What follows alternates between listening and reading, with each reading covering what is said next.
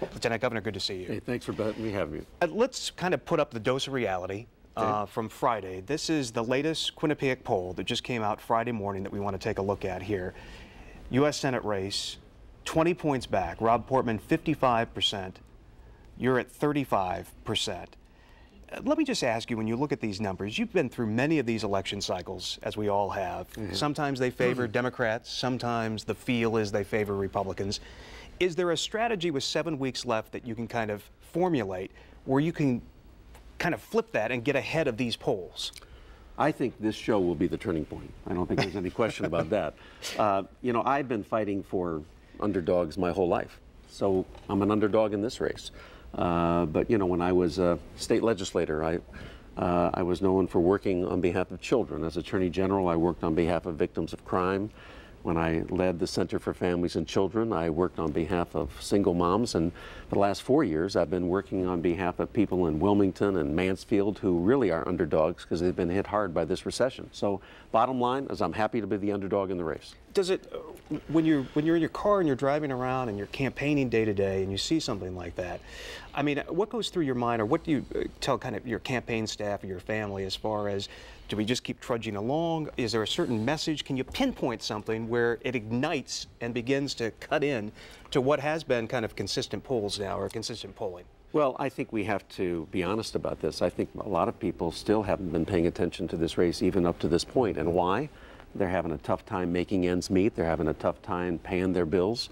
I think these next 5 to 6 weeks are the time that people will focus in. I think you'll see numbers change a lot. They always do in these kinds of things. And, you know, there was somebody who once said, I don't know who it was, but in the game of life, there's nothing more unimportant than the score at halftime.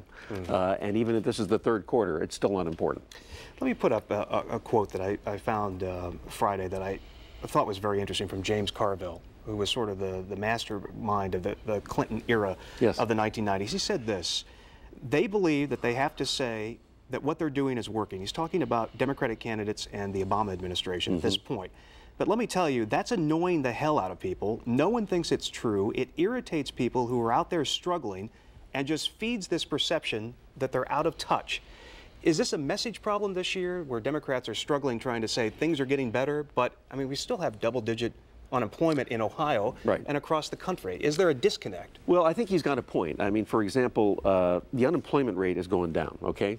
But it's still high. It's 10.1%. And if you're unemployed, you know what the employment rate is? It's 100%. So the bottom line is that I can understand why, even if you're making progress, if you haven't benefited by that progress, you're not happy. And so, yes, it's true. Governor and I have been in every corner of the state, saving jobs and creating jobs, and really just about every corner of the state. But because of this national recession, there are some things beyond the control of both Democratic and Republican governors and lieutenant governors, and some people are frustrated that they haven't seen the progress in their own life.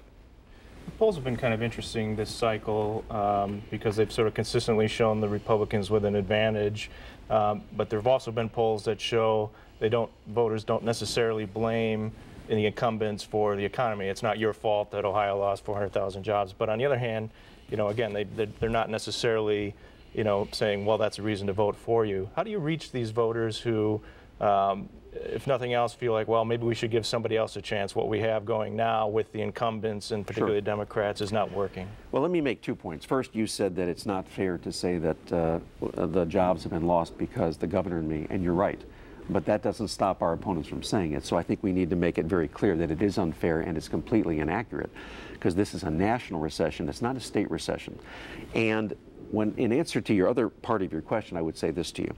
People are angry more than anything else at the longtime Washington insiders who have lost touch with their values in Ohio, and particularly those longtime Washington insiders like my opponent, Congressman Portman, who have given tax breaks and promoted tax breaks to large companies to ship jobs overseas, and who have actually favored often the wealthiest and Wall Street over Main Street. I mean, all you have to do is take a look at who's supporting my opponent and why he has so much money, and you get to see whose side he's on and whose side I'm on.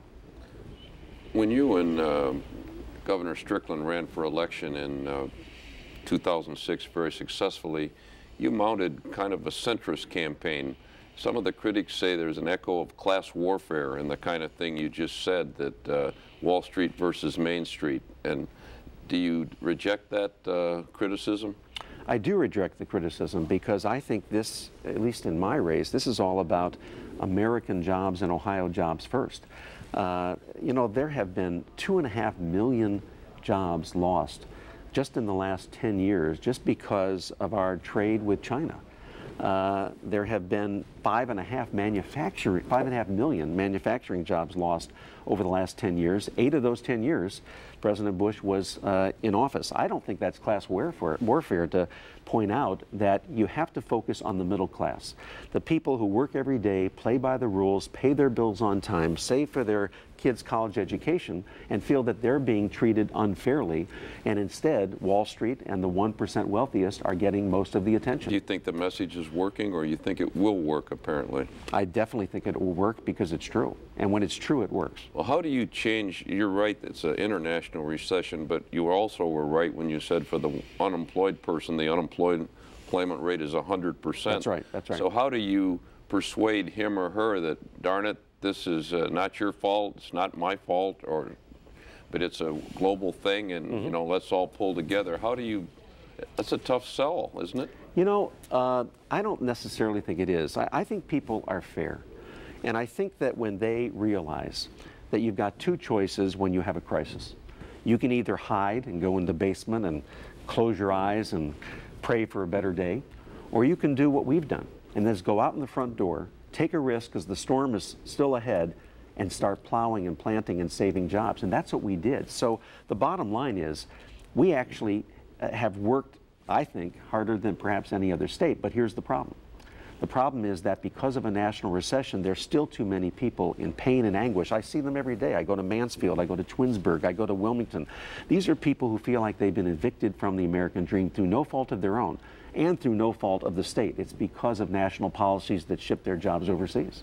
But what do you say, again, to the voters who are looking for a change? The Quinnipiac poll on Friday showed that 58% to 37% margin Ohio voters want a U.S. Senator who opposes President Obama's policies, and that 49 to 31% Ohioans want Republicans rather than Democrats to control the U.S. Senate. Again, part of that national tide that seems to say, you know, regardless of who we blame for what's happened here, let's try something else. Well, if people want a fresh voice in Washington, D.C., if they want a new voice, someone who has actually not worked in D.C. and not have been in D.C., then I'm the guy, because I'm running against the guy who's been in the halls of Washington, D.C. for 20 years.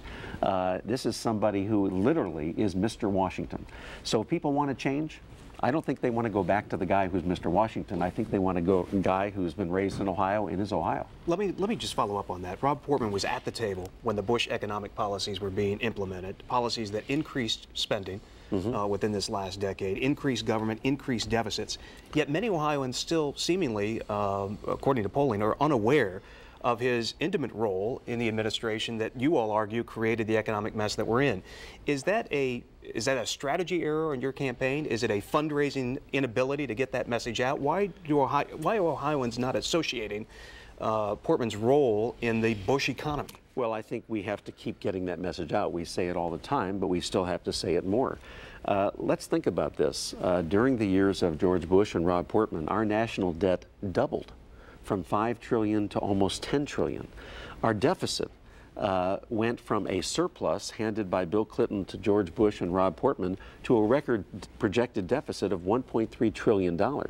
We can't do this to future generations. I am somebody who believes that you can't spend your way to prosperity. You also can't cut your way to prosperity. What you do is you strategically invest in those things that move us to a clean energy economy and jobs, manufacturing jobs, and small business jobs that can't be outsourced to China. All right, Lieutenant Governor Lee.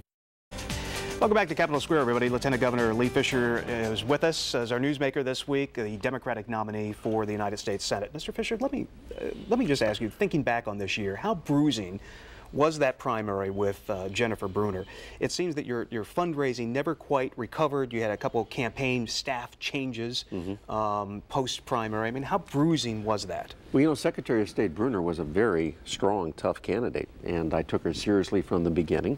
And she made me, I think, a better and a tougher candidate. But there's no question we had to spend more than we would have liked, and that obviously put us at a challenge. But the bottom line is that we'll have the resources we need. We do have the resources that we'll need, and even though we're the underdog, we'll win. Are you concerned about that 8-to-1 or 9-to-1 $1 million cash advantage? You know what I'm more concerned about?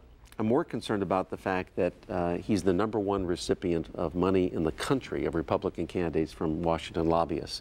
And I'm concerned that he's the #2 recipient in the country of Republican candidates for Wall Street. So who's he going to represent when he goes to Washington? That's what I'm most concerned about.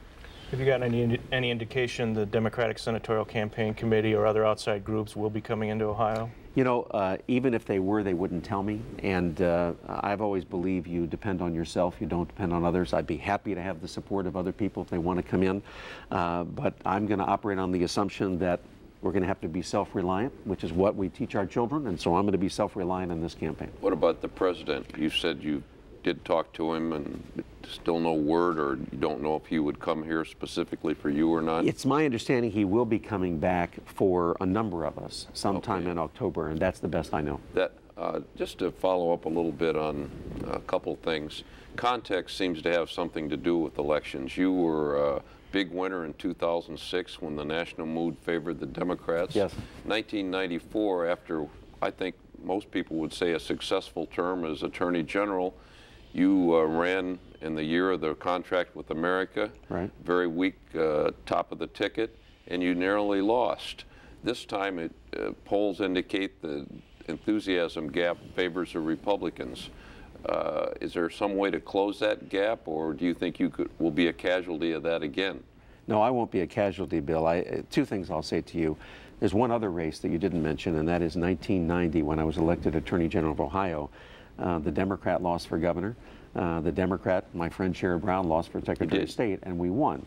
So the wind was in our face then, too. And so I know what it's like to be an underdog. You won 3 out of 5 of those races. You won the treasurer and the auditor, too, so it wasn't quite like 94.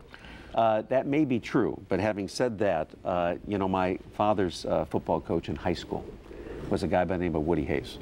And he said, if you get on the field, you're going to get knocked down. So the real issue is how quickly you get back up, how strong you get back up, and whether you keep moving down the field. These next 7 weeks, we keep moving down the field, and I actually believe that because I'm running against somebody who is the architect of the economic and trade policies that shipped our jobs overseas, that wanted to privatize Social Security and gave 1% of the wealthiest the tax cuts and squeeze the middle class, I think people will see that in this case, Lee Fisher is not only the underdog, but he's the one who champions for the underdog. Here's 2 other quick things. We're almost out of time, but do you believe it's a good idea for President Obama to be personally engaging in this battle with John Boehner? Yes, because the bottom line is he's got to stand up for the little guy. He's got to stand up for the middle class. This debate he's doing right now is whether or not we should extend the tax cuts for the middle class or extend the tax cuts for the wealthy and the middle class. My attitude is let's extend the tax cuts permanently for the middle class, but let's use that money that we've given to the wealthy to reduce our deficit and to create jobs. Last question, if you had it to do over again, would you give permission to be in your son's documentary that created a little bit of controversy at the beginning of this campaign? You know, yes, in a heartbeat I would, because I love my son. I'm proud of him. He did a wonderful film. And it's unfortunate, frankly, that Congressman Portman on the Republican Senate Campaign Committee did an attack commercial based upon a scene in that film, which I thought was not only unfair, but even unseemly. Always good to see you. Hey, Lieutenant Governor Lee Fisher, thank you very much. Thank you.